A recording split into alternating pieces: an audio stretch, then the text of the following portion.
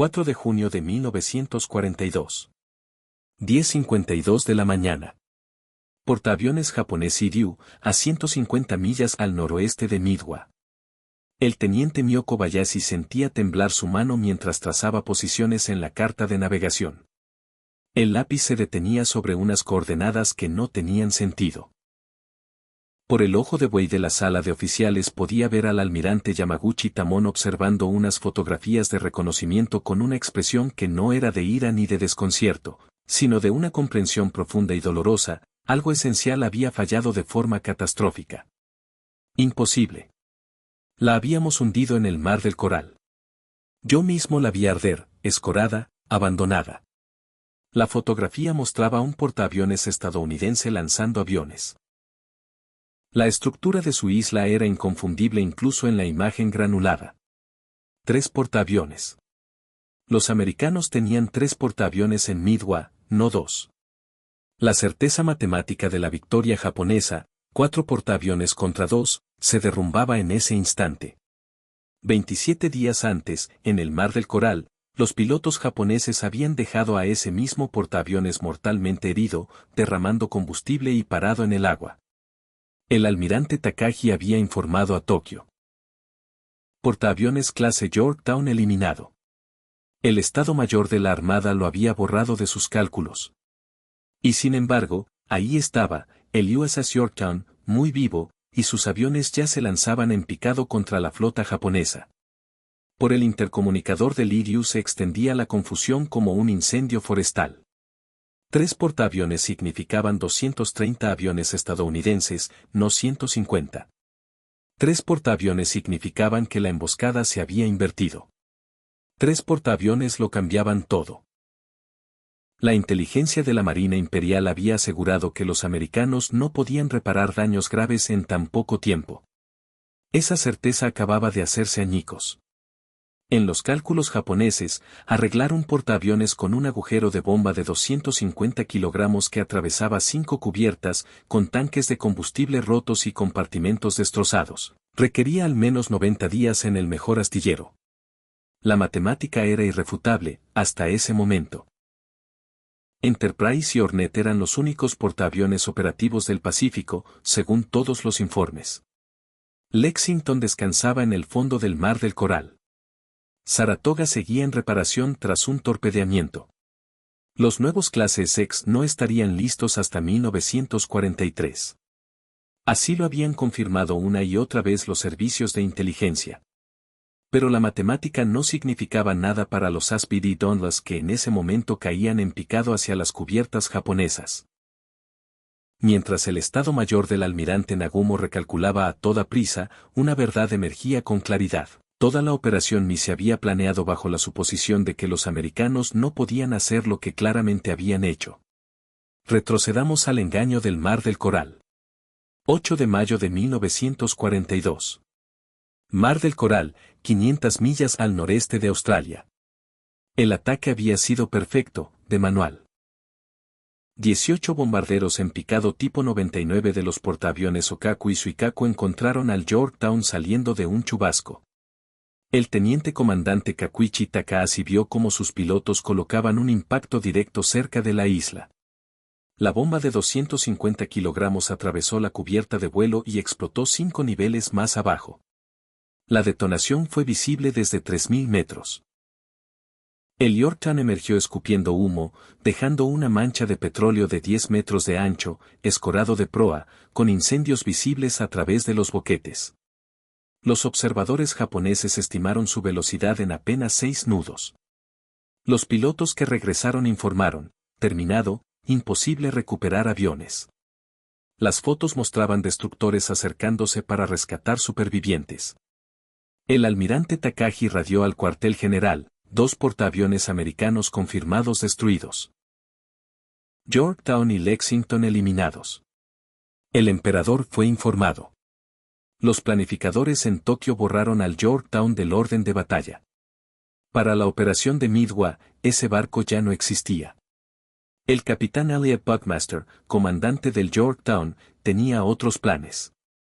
Mientras su barco se alejaba a 20 nudos, no a los 6 que creían los japoneses, sus equipos de control de averías realizaron el primer milagro. La bomba había matado a 66 hombres, destruido 6 compartimentos, inutilizado la maquinaria de 2 ascensores y roto tanques de combustible a lo largo de 30 cuadernas. Según cualquier estándar de ingeniería naval, el Yorktown necesitaba meses en dique seco. El viaje de regreso, la primera revelación de la filosofía industrial americana. Del 8 al 27 de mayo de 1942, los 3.300 millas náuticas entre el Mar del Coral y Pearl Harbor mostraron algo que los japoneses no podían imaginar. Aunque los daños eran graves, la tripulación los abordó con una mentalidad distinta, que funcione, que sea rápido, que pueda pelear. El carpintero jefe Boyd Mackenzie ignoró los manuales de control de averías.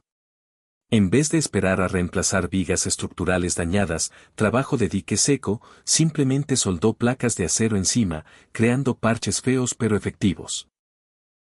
En las salas de máquinas, los ingenieros reconstruyeron sistemas con piezas robadas del taller del propio barco, fabricaron componentes nuevos con chapa y reutilizaron equipos destinados a otros usos. El Yorktown mantuvo 20 nudos a pesar de daños que, según los estándares japoneses, lo habrían limitado a 12. Los submarinos americanos informaron su posición a Pearl Harbor. La inteligencia japonesa interceptó los mensajes codificados, pero aplicó sus propios criterios. Un barco dañado avanzando significaba 5 a 8 nudos. Calculaban que no llegaría hasta mediados de junio, demasiado tarde para cualquier reparación antes del 4 de junio. Pearl Harbor, donde lo imposible se vuelve posible. 27 de mayo de 1942, 13 horas. Base naval de Pearl Harbor. La llegada del Yorktown fue un espectáculo sombrío, una mancha de petróleo visible desde Daman Head, escorado a babor, humo saliendo de los parches temporales. El contraalmirante Aubrey Fetch, que había visto los daños de primera mano, había cablegrafiado, mínimo 90 días para volver a estar listo para el combate. Pero Pearl Harbor en mayo de 1942 ya no era una base en tiempos de paz. Se había transformado en algo sin precedentes, un centro de reparaciones avanzado que operaba al límite de lo posible. La recuperación de los acorazados del 7 de diciembre había creado una mano de obra que pensaba en horas, no en meses. El almirante Chester Nimitz recibió al Yorktown en el muelle. A diferencia de los almirantes japoneses que dirigían desde acorazados a cientos de millas, Nimitz se metió en el agua llena de petróleo del dique seco número 1 mientras aún se llenaba, inspeccionando personalmente los daños con los pantalones empapados y las manos negras de fuel. Se volvió hacia el capitán Claude Gillard, superintendente del astillero, y al teniente comandante H.J. Finstag, experto en reparación de cascos. Necesitamos este barco de vuelta en 3 días. El silencio que siguió pareció eterno. Finstag tragó saliva y respondió. Sí, señor. Estación Hippo, la inteligencia que lo hizo existencial. El plazo de 3 días no era arbitrario. A solo 400 yardas del dique seco, en el sótano del edificio 1, el comandante Joseph Rockefeller y su equipo de Station Hippo habían descifrado el código operacional japonés JN-25. Sabían que AF era Midwa. Sabían la fecha del ataque, 4 de junio. Sabían el orden de batalla japonés, 4 portaaviones de la primera flota aérea.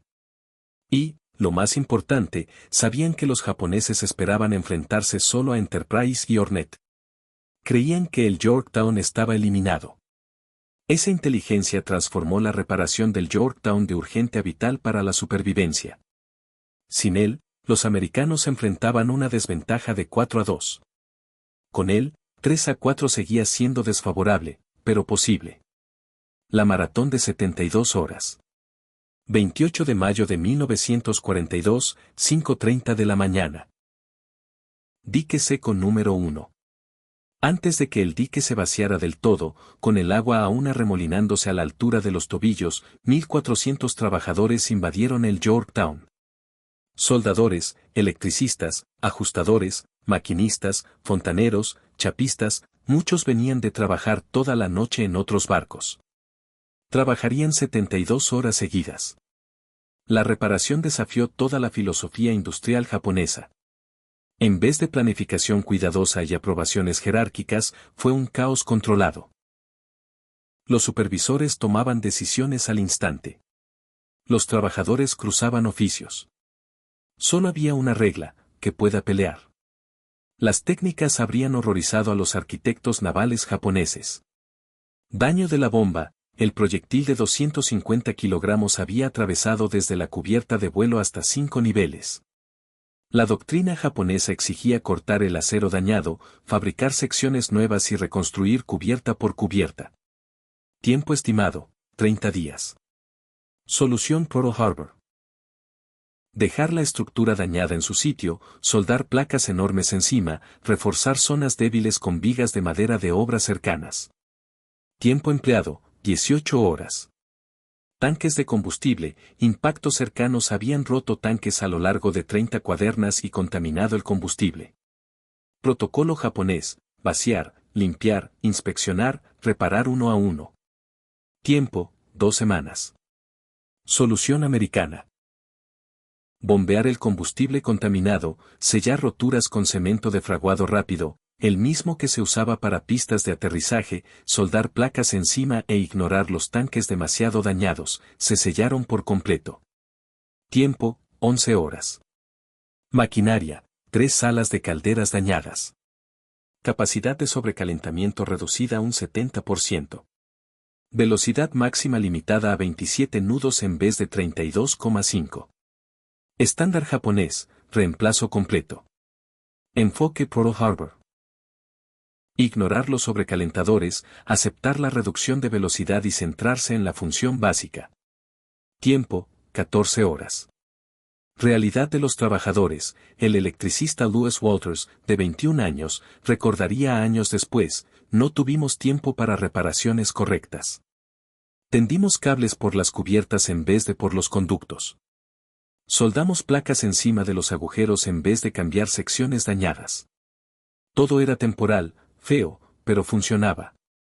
Aritmética de la reparación. 20 toneladas de plancha de acero soldadas. 56 kilómetros de cable eléctrico tendidos. 400 toneladas de combustible contaminado bombeadas. 3 compartimentos destrozados sellados por completo. Soldadura continua que consumía tanta electricidad que provocó apagones en toda Oahu. Los trabajadores comían mientras soldaban, dormían en turnos de 15 minutos apoyados contra mamparos. Cuando la soldadura dejó sin luz a los hospitales, los civiles de la isla aceptaron apagones sin una queja. Cuando el astillero necesitó madera, las empresas de construcción la enviaron sin papeleo. Las reparaciones del casco desafiaron todos los principios de arquitectura naval. Costuras rotas se rellenaron con madera, se cubrieron con placas de acero y se soldaron, creando lo que un ingeniero llamó costras de metal. Las reparaciones eléctricas abandonaron cualquier pretensión de procedimiento, cables tendidos por cubiertas, escotillas y techos. Salida, 30 de mayo de 1942, 9 de la mañana. El Yorktown zarpó con trabajadores del astillero aún a bordo terminando reparaciones mientras ganaba velocidad. Abandonarían el barco al salir del puerto. El grupo aéreo reunido en su cubierta era otro ejemplo de adaptación, Escuadrilla de Bombardeo 3 procedente del Saratoga, Escuadrilla de Torpederos 3 formada con supervivientes de varias unidades, Escuadrilla de Caza 3 combinando pilotos de 3 escuadrillas distintas que nunca habían operado juntos. Cuando el Yorktown salió de Pearl Harbor, los trabajadores que habían logrado lo imposible se alinearon en los muelles. El jefe de reparación de cascos Finstag diría después, la enviamos como a un boxeador remendado entre asaltos. No era bonita, pero aún podía dar golpes. Punto Lock, el reencuentro. 2 de junio de 1942, 325 millas al noreste de Midway. Cuando el Yorktown se unió a Enterprise y Hornet en el punto Lock, las tripulaciones de los otros portaaviones se quedaron atónitas. El comandante W.D.M. McCluskey, jefe del grupo aéreo del Enterprise, escribió después, sabíamos que el Yorktown había quedado muy dañado en el Mar del Coral. Esperábamos que llegara cojeando como reserva. En vez de eso, estaba lanzando aviones, realizando operaciones de vuelo, parecía listo para la batalla. El almirante Frank Jack Fletcher, que dirigía desde el Yorktown, entendió algo crucial: la presencia del Yorktown no era solo sumar aviones. Era romper los cálculos japoneses. En su última reunión con el Estado Mayor dijo: los japoneses han planeado esta operación durante meses, cada detalle calculado para enfrentarse a 2 portaaviones. Cuando nuestros aviones aparezcan sobre su flota, esa certeza morirá. Confianza japonesa. A bordo del buque insignia Akagi, el almirante Nagumo Chuichi ultimaba los preparativos con absoluta seguridad: 4 portaaviones, Akagi, Kaga, Soryu, Iryu, con 248 aviones contra 2 portaaviones americanos con 150. Veteranos de Pearl Harbor contra americanos que aún no habían ganado una batalla de portaaviones. El capitán Minoru Genda había simulado todos los escenarios. Incluso si los americanos conseguían la sorpresa, la superioridad japonesa en pilotos y número prevalecería. El único factor que podía cambiar la ecuación sería un tercer portaaviones americano, y la inteligencia confirmaba que era imposible. El Yorktown estaba muerto. El comandante Mitsuo Fuchida, que había dirigido el ataque a Pearl Harbor, estaba enfermo de apendicitis pero permaneció como observador. Años después escribiría: todo nuestro plan descansaba en que los americanos tenían 2 portaaviones. No aproximadamente 2, no posiblemente 3, exactamente 2.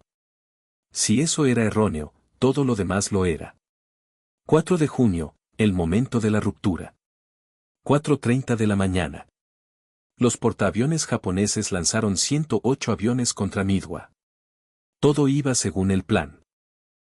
Nagumo mantenía 108 aviones en reserva para la flota americana, confiado en su trampa. 7:10, un avión de reconocimiento japonés informa: portaaviones enemigo avistado.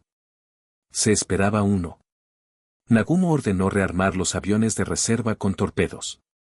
Luego la confusión: el explorador informó: parece haber 2 portaaviones, aún dentro de los cálculos. 8:20, el escuadrón torpedero 8 del Hornet ataca. El teniente comandante John Waldron llevó 15 DVD Devastator sin escolta de caza. Los 15 fueron derribados. Solo sobrevivió el alférez George G. Pero el sacrificio de Waldron arrastró la patrulla aérea de combate japonesa hasta nivel del mar. 8:40, escuadrón torpedero 6 del Enterprise ataca. 10 de 14 Devastator derribados. Ningún impacto, pero los Zero defensores volaron otra vez bajo. 9:15, escuadrón torpedero 3 del Yorktown ataca. Este fue el momento de la revelación. Mientras 12 Devastator más iniciaban sus carreras, los vigías japoneses contaron los aviones atacantes. Eran demasiados. La matemática fallaba. Había 3 portaaviones americanos, no 2. En el puente de Lee-Ryu, el almirante Yamaguchi calculó rápidamente. 3 portaaviones lo cambiaban todo. Pero antes de que se pudieran dar nuevas órdenes, antes de que los japoneses pudieran reaccionar, llegaron los bombarderos en picado. 10:22, el momento decisivo. El teniente comandante Maxwell Leslie, al mando del escuadrón de bombardeo 3 del Yorktown, se había perdido y encontró a la flota japonesa siguiendo la estela de un destructor. Sus 17 Speedy Dauntless llegaron sobre los portaaviones japoneses al mismo tiempo que los del Enterprise, no por planificación, sino por el retraso accidental en el despegue del Yorktown debido a sus calderas dañadas. Desde 4.200 metros, Leslie miró hacia abajo y vio 4 portaaviones japoneses con las cubiertas llenas de aviones armados y repostados. Su patrulla aérea de combate estaba al nivel del mar. En 6 minutos, 3 portaaviones japoneses ardían. El Soryu recibió 3 bombas del escuadrón de Leslie y explotó en llamas visibles a 80 kilómetros. Respuesta japonesa: atacar al fantasma. El almirante Yamaguchi en el Lee-Ryu se enfrentaba a una situación imposible. 3 portaaviones americanos contra su único superviviente. Aún así lanzó 18 bombarderos en picado y 6 cazas contra el portaaviones americano más cercano, el Yorktown. Cuando el ataque se acercaba, el jefe de la formación, teniente Mio Kobayashi, Observó el portaaviones con prismáticos y sintió que el mundo se inclinaba. La estructura de la isla, la configuración de la cubierta de vuelo. Era el Yorktown, el barco que habían hundido en el mar del Coral. 12:05. 3 bombas impactaron en el Yorktown, provocando incendios y rompiendo tuberías de vapor. El barco quedó parado en el agua. Por segunda vez en 27 días, los pilotos japoneses dejaron al Yorktown ardiendo y aparentemente acabado. Pero incluso ardiendo, el Yorktown ya había cambiado todo. Su ataque matutino había hundido al Soryu. Al absorber el ataque del Iryu, protegió a Enterprise y Hornet para el contraataque que 4 horas después acabaría con el Iryu. Excelencia en control de averías. El capitán Buckmaster ordenó evaluar daños. Los parches improvisados de Pearl Harbor resistían. Las placas soldadas no se habían partido. El ingeniero jefe John F. Delaney informó, las bombas japonesas nos han hecho daño, pero las reparaciones de Pearl Harbor aguantan. Denme 2 horas. En 1 hora, 3 calderas volvieron a encenderse, los incendios se controlaron, el contrainundado redujo la escora. A las 13:40 el Yorktown hacía 19 nudos y repostaba casas, tan recuperado que cuando llegó la segunda oleada del Iryu a las 14:30, los pilotos creyeron que atacaban un portaaviones diferente y sin daños. Confusión en la segunda oleada. 14:30, el teniente Tomonaga Ho, liderando los 5 torpederos que le quedaban al Iryu, esperaba encontrar un Yorktown en llamas. En vez de eso encontró un portaaviones en marcha lanzando casas. Su confuso informe al Iryu sugirió que estaban atacando un segundo portaaviones, haciendo creer al Estado Mayor japonés que podía haber 4 portaaviones americanos. Aunque los torpedos de Tomonaga acabarían condenando al Yorktown, la confusión impidió una respuesta coordinada antes de que los bombarderos en picado del Enterprise encontraran y hundieran al Iryu a las 17. El acto final. 6 de junio, 13:31. El submarino japonés I-168, al mando del teniente comandante Yaachi Tanabe, encontró al Yorktown a remolque. Disparó 4 torpedos. 2 impactaron en el Yorktown, 1 en el destructor USS Hammond que estaba a su lado. Cuando el Yorktown se hundió el 7 de junio, Tanabe anotó en su diario, hundido portaaviones americano, probablemente Saratoga. Incluso en su muerte, el Yorktown creó confusión. Los japoneses nunca comprendieron del todo que el portaaviones de Midway era el mismo que creían haber hundido en el Mar del Coral. La realidad matemática. Reparación del Yorktown. Estimación japonesa para daños similares, 90 a 120 días. Estándar americano en tiempo de paz, 30 a 45 días. Tiempo real empleado, 72 horas. Trabajadores, 1.400 trabajando sin parar. Efectividad en combate alcanzada, 85%. Impacto en la batalla. Suposición japonesa, 4 portaaviones versus 2 igual a victoria segura. Realidad, 4 versus 3 igual a equilibrio aproximado. Resultado, 4 portaaviones japoneses hundidos, 1 americano. Multiplicación estratégica. Soryu hundido definitivamente por aviones del Yorktown. 2 ataques japoneses absorbidos que habrían golpeado a Enterprise o Hornet. 75 aviones japoneses destruidos atacando al Yorktown. Capacidad ofensiva japonesa terminada para siempre. Los testigos hablan. Años después, los participantes reflexionarían. Comandante Mitsuo Fuchida, japonés, la aparición de un tercer portaaviones rompió todos nuestros planes. Cada cálculo, cada simulación asumía 2 portaaviones. Cuando los vigías informaron más aviones torpederos de los que 2 portaaviones podían lanzar, supimos que algo estaba terriblemente mal. Cuando lo entendimos, 3 de nuestros portaaviones ya ardían. Aviación Machines Tom Chick, USS Enterprise, cuando vimos al Yorktown en el punto lock, hombres hechos y derechos gritaron de alegría. Sabíamos que había quedado muy maltrecho en el Mar del Coral, pero ahí estaba, remendado como un boxeador, listo para otro asalto. Electricista Wayne Morrison, Pearl Harbor, cuando nos enteramos de que había ayudado a hundir 3 portaaviones japoneses antes de recibir impactos, todo el astillero se quedó en silencio.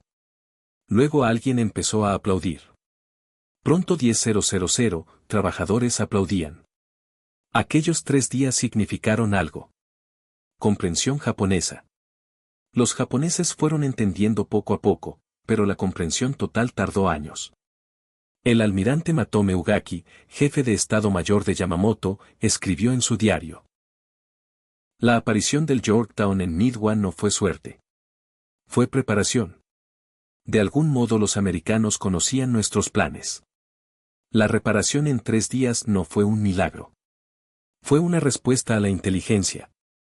En 1962, el teniente comandante Yaachi Tanabe visitó Pearl Harbor. Le mostraron el dique seco número 1 donde repararon el Yorktown. Permaneció en silencio largos minutos y luego dijo: ahora lo entiendo. No estábamos luchando contra una nación. Estábamos luchando contra la idea de que todo es posible si trabajas lo suficiente. Nosotros creíamos en el espíritu sobre la materia. Los americanos creían en la materia bien aplicada. El almirante Shigeru Fukutome en sus memorias, el Yorktown nos enseñó que la guerra estaba perdida antes de empezar. Cualquier nación capaz de reparar daños así en 3 días no podía ser derrotada por otra que necesitara 3 meses. Era matemática. La diferencia filosófica. Reparación japonesa. Perfección, artesanía, honor en el detalle. Los barcos dañados debían restaurarse completamente. El tiempo era menos importante que la calidad. Reparación americana, función, velocidad, adaptación. Los barcos dañados necesitaban pelear, no verse bonitos. El tiempo lo era todo. Esa diferencia iba más allá de los barcos. Japón construía aviones exquisitos, perfectamente diseñados, hechos a mano. América construía aviones suficientemente buenos por miles, intercambiables, reparables con lo que hubiera a mano. La victoria de la inteligencia. El desciframiento de Station Hapo hizo urgente la reparación del Yorktown, pero la reparación hizo actionable la inteligencia. Sin el Yorktown, Nimitz y Fletcher quizá no habrían arriesgado la batalla. Con él, las probabilidades eran aceptables. El comandante Rochefort diría después: podíamos leer su correo, pero leer no servía de nada si no podíamos actuar. El Yorktown nos dio la fuerza para actuar. Aquellos trabajadores del astillero fueron tan importantes como cualquier descifrador. El impacto duradero. La reparación del Yorktown revolucionó la doctrina de control de averías naval. Velocidad sobre perfección se convirtió en estándar. Función sobre forma se volvió doctrina. Innovación sobre procedimientos se volvió práctica. Surgió el estándar Yorktown. Cualquier barco que flote puede salvarse. También mostró al mundo el carácter industrial americano. Los trabajadores que arreglaron el Yorktown en 72 horas eran los mismos que luego construirían barcos Liberty en 4 días, bombarderos B-24 en 63 minutos y, finalmente, la bomba atómica en 3 años. Reconocimiento posterior a la guerra. En 1985, trabajadores supervivientes de Pearl Harbor se reunieron con veteranos del Yorktown en Hawái. Louis Walters, el electricista que tendió cables durante 72 horas, conoció a Tom Lee, artillero cuya estación dependía de esos cables. Tu cableado me salvó la vida, dijo Lee. Cuando recibimos el primer impacto, falló la energía principal, pero tus cables de respaldo mantuvieron mis cañones disparando. Walters respondió: sabíamos que chicos dependerían de nuestro trabajo. Cada soldadura, cada cable, cada parche, imaginábamos al hijo de alguien necesitando que funcionara. Evaluación del almirante Nimitz. Tras la guerra, Nimitz dio la valoración definitiva: los 3 días que el Yorktown pasó en dique seco pueden haber sido los 3 días más importantes de la Guerra del Pacífico. No por la reparación en sí, por notable que fuera, sino por lo que representó: democracia americana movilizada, trabajadores americanos comprometidos, industria americana desatada. Los japoneses llegaron a Midway esperando enfrentarse a la América que imaginaban, lenta, blanda, dividida. En vez de eso se encontraron con la América que existía, rápida, dura, unida. El Yorktown fue la prueba. Un barco que sabían que habían dejado inutilizado apareció entero. Cuando los pilotos japoneses vieron aviones del Yorktown sobre sus portaaviones, vieron más que aviones. Vieron voluntad americana hecha realidad. Vieron el futuro, un mundo donde la potencia industrial y la determinación humana podían superar cualquier desafío. Los trabajadores que repararon el Yorktown no solo arreglaron un barco. Demostraron una característica nacional que ganaría la guerra. En esos 3 días, los trabajadores de Pearl Harbor probaron que en América imposible solo significa aún no hecho. Los números que definen la victoria. Inversión. 72 horas de trabajo, 1.400 trabajadores, $2,2 millones en materiales, 3 días robados a otros proyectos. Retorno. Un portaaviones japonés hundido definitivamente por aviones del Yorktown. 2 ataques japoneses absorbidos. 322 aviones japoneses destruidos en la batalla. 3.057 japoneses muertos. Capacidad ofensiva japonesa terminada para siempre. Capacidad de reparación americana superó estimaciones japonesas en un 3000%. Validación de la filosofía de reparación rápida. Inspiración para acelerar la producción en toda la industria americana. La pregunta que quedó para los japoneses. Una duda persistió. ¿Cómo supieron los americanos que tenían que reparar el Yorktown tan rápido? ¿Cómo sabían que Midway sería el 4 de junio? La respuesta, que los descifradores americanos leían los mensajes japoneses en tiempo real, no se revelaría hasta décadas después. Pero incluso sin saberlo, la presencia del Yorktown en el momento exacto debería haberles dicho todo, los americanos conocían sus planes al detalle. Legado moderno. La Marina de Estados Unidos aún enseña hoy la lección del Yorktown. La velocidad importa más que la perfección. La adaptación vence a la planificación. El enemigo no esperará a que tengas reparaciones perfectas. Toda la doctrina moderna de control de averías, que prioriza la restauración rápida sobre la reparación completa, se remonta directamente a aquellas 72 horas en dique seco. Resumen del capitán Buckmaster. El comandante del Yorktown ofreció quizá la mejor síntesis: los japoneses esperaban que siguiéramos las reglas. Sus reglas sobre cuánto tiempo debían durar las reparaciones. Pero nosotros somos americanos. No seguimos reglas. Las inventamos sobre la marcha. Nuestra regla fue sencilla: el Yorktown pelea en Midway. Aquellos trabajadores de Pearl Harbor no realizaron un milagro.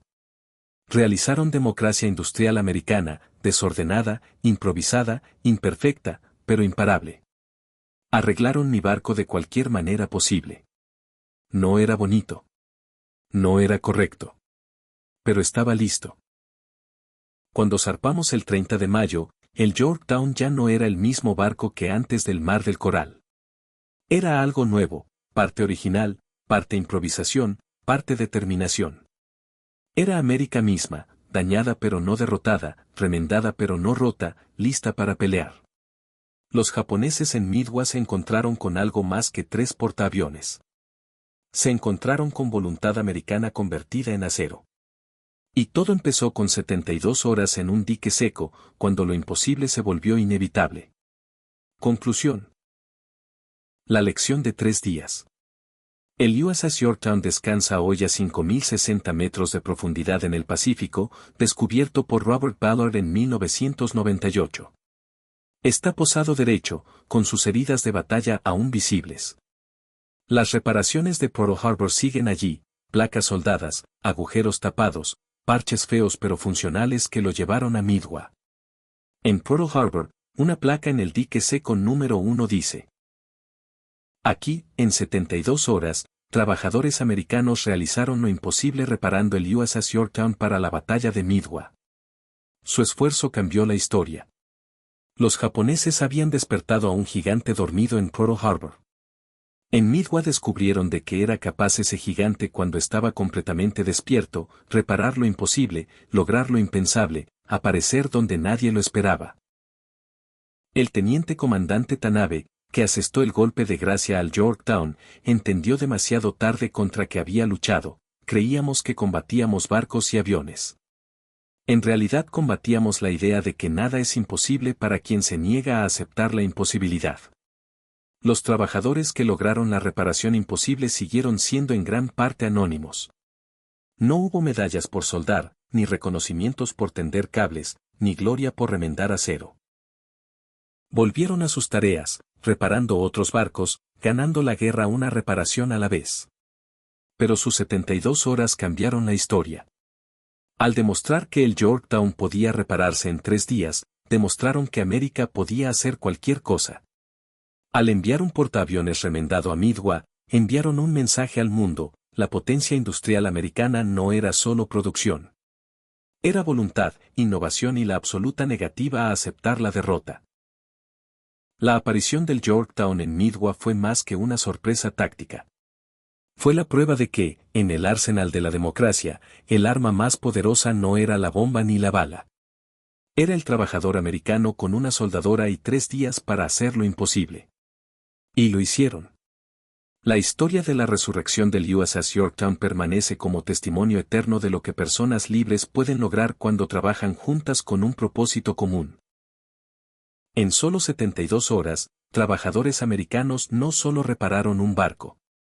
Demostraron que la determinación y el ingenio pueden superar cualquier obstáculo, que la función importa más que la forma, que la batalla de mañana importa más que los procedimientos de ayer. Los comandantes japoneses que se quedaron atónitos al ver al Yorktown en Midway no solo presenciaron un barco reparado.